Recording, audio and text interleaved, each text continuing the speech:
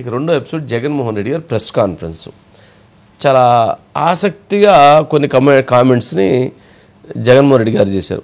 మరి ఆయన తెలిసి చేశారా, తెలియక చేశారా, లేక చెయ్యాలని చేశారా, లేక ఎవరన్నా తను రాంగ్ గైడ్ చేసి చేయించారా తెలియదు. కానీ కొంచెం ఆయన ప్రెస్ కాన్ఫరెన్స్లో కొన్ని సందర్భాల్లో కొన్ని అంశాల విషయంలో కొంత డిఫరెంట్గా ఆయన కొన్ని చర్చించాల్సిన అంశాలను ఆయన ప్రస్తావించారు.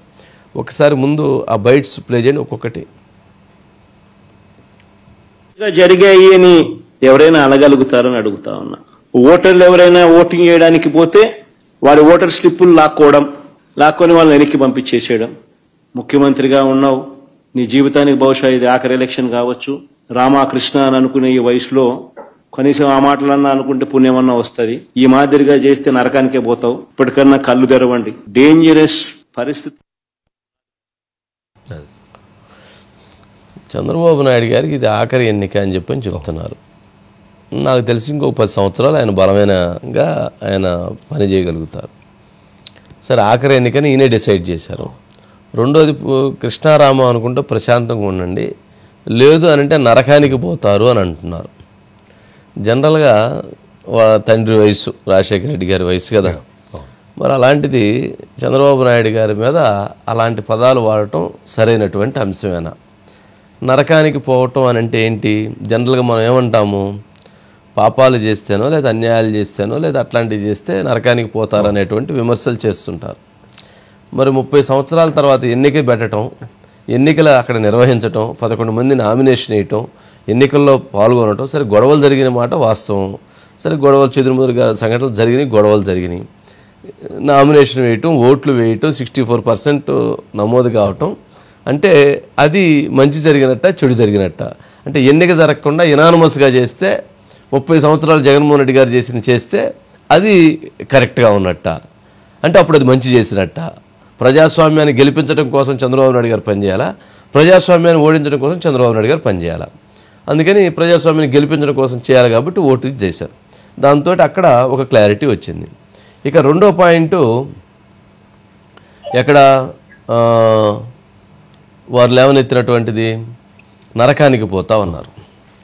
అసలు జగన్మోహన్ రెడ్డి గారు అంటే ఆ పదం ఎందుకు వాడారో తెలియదు, కానీ అలా అనకూడదు. మరి రాజశేఖర రెడ్డి గారు అంటే అందరికీ అభిమానమే. రాజశేఖర రెడ్డి గారు చనిపోయినప్పుడు పావురాళ్ళగుట్టకు వెళ్ళి లైవ్ రిపోర్టింగ్ చేసినాడు నేను.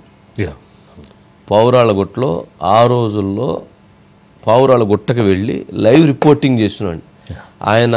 ఆ హెలికాప్టర్ క్రాష్ అయిన తర్వాత అక్కడ ఉన్నటువంటి మాంసపు ముద్దలని వాటన్నిటిని అప్పుడు రాజీవ్ త్రివేది గారు ఐజీ, ఆయన పైనుంచి హెలికాప్టర్లోంచి దిగి అక్కడ ఉన్నటువంటి వాటన్నిటిని ఎవరిది ఏ బాడీయో తెలియదు, అందులో ఒక పెద్ద ఈ పెట్టి కింద వాటిపైన కొవ్వల్ని అంతంత కొవ్వల్ని తీసుకొచ్చి వేసినటువంటి పరిస్థితి. అందుట్లో రాజశేఖర రెడ్డి గారిది మాకు అప్పుడు కనపడినటువంటి దాంట్లో ఇది తప్ప మిగిలింది ఏమీ కనపడలేదు. ఈ పార్ట్లో మిగిలింది ఏమీ అసలు ఎవరిదో కూడా తెలియదు. ఆయనది కాకపోతే కొంచెం ఉన్నటువంటి వాటిలో అన్నీ తెచ్చి అక్కడ ఎక్కువ పెట్టారు. ఆయన అంటే అందరికి గౌరవం. అలాంటి సంఘటనను పట్టుకొని ఎవరన్నా ఏదన్నా మాట్లాడితే ఎంత బాధ వేసిద్ది? అలా మాట్లాడకూడదు కదా ఎవరైనా. అందరూ బాధపడ్డాం. చంద్రబాబు నాయుడు గారు బాధపడ్డారు, అందరూ బాధపడతారు. అలాంటి మనిషిని అలా జరిగింది కాబట్టి అంటే దాని గురించి ఎవరన్నా దాని మీద ఒక రాంగ్ కామెంట్ చేస్తే అది ఆయనకు బాధ కలిగిద్ది కదా. మరి చంద్రబాబు నాయుడు గారిని అలా అంటే లోకేష్ గారికి బాధ కలిగిద్ది కదా. అలా అనాల్సిన అవసరం ఏముంది? రాజకీయాల్లో విమర్శలు చేసుకోవటంలో తప్పు లేదు, మీరు మాట్లాడుకోవటంలో తప్పు లేదు. కానీ రాజశేఖర రెడ్డి గారి మరణాన్ని మీరు ప్రస్తావించే విధంగా, దాన్ని చర్చించే విధంగా మీరు ఆయన గురించి, చంద్రబాబు నాయుడు గారి గురించి మాట్లాడటం వలన అది చర్చనీయాంశం అయింది కదా. ఎందుకు అలాంటి స్పేస్ ఇవ్వటం, ఎందుకు అలా మాట్లాడటం అనేది వారికి వారు ఆత్మపరిశీలన చేసుకోవాల్సిన అంశం.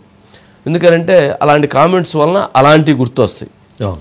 ఆయన మరణం గుర్తొచ్చింది, ఆయన మరణం జరిగినటువంటి విధానం గుర్తొచ్చింది, తర్వాత జరిగినటువంటి పరిస్థితులు గుర్తొస్తాయి. అందుకని అలాంటిది మంచిది కాదు. రెండోది, ఎవరు నరకానికి పోతారు, ఎవరు ఎట్లా అవుతారు అనేది జనరల్గా మనం ఇట్లాంటి పదాలన్నీ మనం ఈ మధ్యకాలంలో అక్కడ వీడియోలు చూస్తే నీళ్ల కుళాయిల దగ్గర నీళ్ళ కుళాయిల దగ్గర బిందెలు తీసుకొని పాపం లేడీస్ కొంతమంది అక్కడ నీళ్ళ దగ్గర ట్యాంక్ దగ్గర తోసుకుంటా ఆడ తీసుకొని ఆ బిందెలు తీసుకొని నరకానికి పోతావు పాప అని చెప్పని తిట్టుకుని ఉంటారు. అక్కడేదో వాళ్ళు పాపం ఏదో అక్కడ ఉన్నటువంటి చిన్న చిన్న ఆవేశ పరిస్థితుల్లోనో లేకపోతే వాళ్ళకి ఉన్నటువంటి ఆలోచన విధానం, వాళ్ళు చదువుకున్న విధానం అక్కడ వాళ్ళు మాట్లాడుకుంటారు. ఈయన ఈ స్థాయిలో ఉండి ముఖ్యమంత్రిగా పనిచేస్తుండి, ఎంపీగా పనిచేస్తుండి, ఎమ్మెల్యేగా పనిచేస్తుండి, ఒక పార్టీ అధ్యక్షుడు అయ్యుండి మరి ఈయన ఇలాంటి మాటలు మాట్లాడటం అనేటువంటిది వారికి వారు ఆత్మపరిశీలన చేసుకోవాల్సిన అంశం. సరే, అదొక అంశం. ఎందుకు చెప్పానంటే నరకానికి పోతాం అనేటువంటి పదాన్ని ఆయన అనే ముందు రాజశేఖర రెడ్డి గారి మరణాన్ని కూడా గుర్తు చేసుకుంటే అలాంటిది ఇంకొక ఎవరిని కూడా ఆ వయసులో ఉన్నటువంటి వ్యక్తులను అనకూడదు అనేటువంటిది వారు తెలుసుకోవాలనేటువంటిది మన అభిప్రాయం. రాజశేఖర రెడ్డి గారు అంటే అందరికి గౌరవం, కానీ ఇట్లాంటి వ్యాఖ్యల వలన రేపు ఎవరన్నా అలాంటి వ్యాఖ్యలు మాట్లాడితే అది వారికి ఇబ్బంది కదా. అది నెంబర్ 1.